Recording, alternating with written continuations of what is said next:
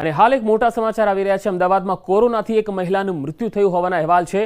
દાણીલીમડામાં મહિલાનું મોત થયું। દાણીલીમડા વિસ્તારની રહેવાસી હોવાનું સામે આવ્યું। 47 વર્ષીય મહિલાને એલજી હોસ્પિટલમાં દાખલ કરાઈ હતી, જેનું કોરોનાથી મૃત્યુ નિપજ્યું છે।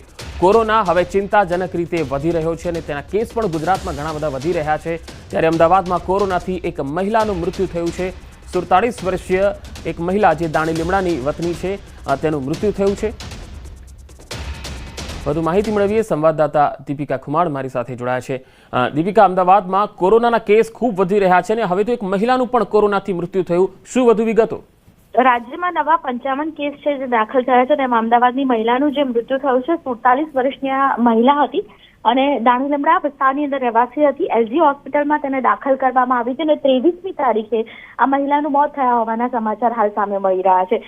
કોરોનાને કારણે ખાસ કરીને શહેરમાં અને રાજ્યની અંદર જે પ્રકારના તકેદારીના ભાગરૂપે પગલાં લેવામાં આવી રહ્યા છે, તેમાં હોસ્પિટલ દ્વારા અલગ અલગ વોર્ડ બનાવી દેવામાં આવ્યા છે। પરંતુ સૌથી મહત્વની વાત છે કે દિવસે ને દિવસે કોરોના કેસ છે તે ધીમે ધીમે હવે વધી રહ્યા છે।